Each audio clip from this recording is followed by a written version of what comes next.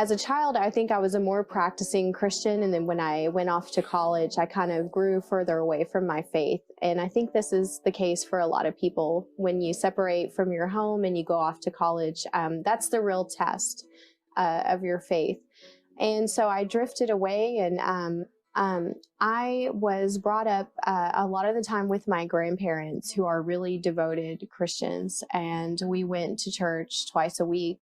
My grandmother has worked for the church her whole life, so we had a really strong foundation in the religion. We were adopted by my mother's sister when I was about 8 years old. My parents couldn't take care of us because they were drug addicts. Then when I moved out when I was 17, I got my first apartment, and I had a job, and I was going to school part-time. And then I left that apartment and went off to the university to try to go to school full-time. It was really hard. I had to pay for everything myself, and so it was really difficult. And then after school, I just ventured off onto my career path and what I wanted to be. I did a lot of partying and stuff in college. I was really a good girl going into school, and then I just went complete opposite direction, and everything changed about me. And even when I would visit family and stuff, they would see me and they would see a different person. When I moved out, I was a good girl, and I had my head straight on what I wanted to do and was very focused. And then when I left the school, because of course I wasn't doing any good, I wasn't making any good grades, barely would even go to my classes.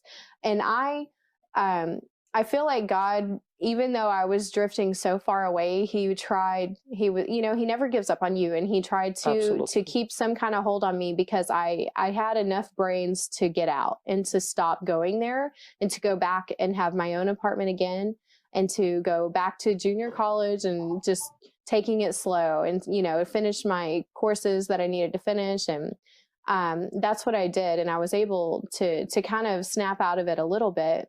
But then I pretty much just made that part of my lifestyle, where I took on a career that was in the nightclub industry because I was so good at that life. So I started my own business, and I got into event photography.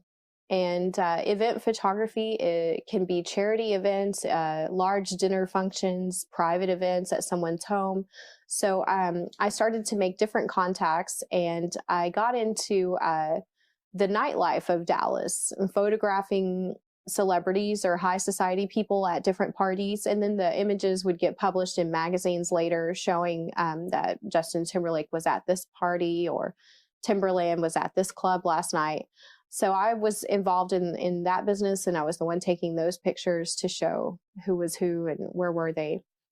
That just led me further into a very materialistic lifestyle. It became more glamorous, but it was still just about temporary things. And that was who I was looking up to, was these celebrities and these models and these people who had what I thought was the greatest thing, the greatest lifestyle. And they had so many cars, and they had beautiful clothes, and they were beautiful people. And I got to just look at them through my lens, and that pun was intended. Like, I would just look at them through the lens and see their lives. I would see how they were living and what they were doing and everything. So I would look at them, and then I would think to myself, well, no wonder when you watch TV or something, you see all of these celebrities, they're always getting divorced, or they're committing suicide, or they're, going to rehab. They're always looking for someone to fix them.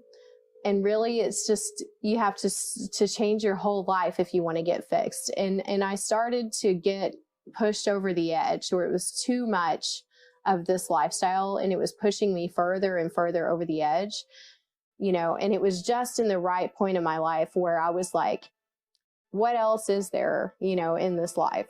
And I would sit around and talk to friends, and we would think we were so smart. Like, what is life all about? And we would try to convince each other, this is what life's about. That's what life's about. But none of us really knew. And there was one night, of course, I would get home every night at about 4 a.m.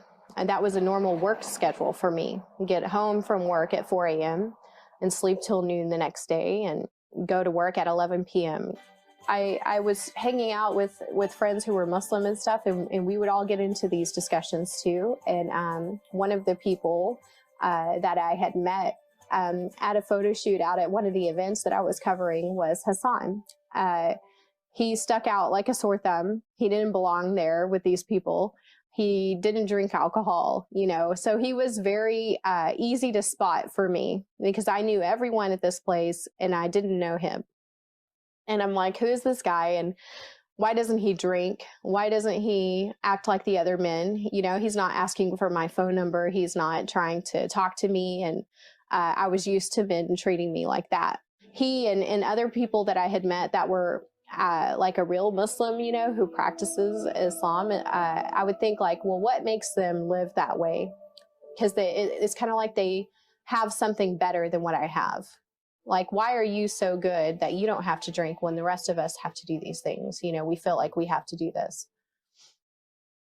So it was a huge curiosity. I would want that peace that they had. I would want to feel calm and quiet like they were, shy.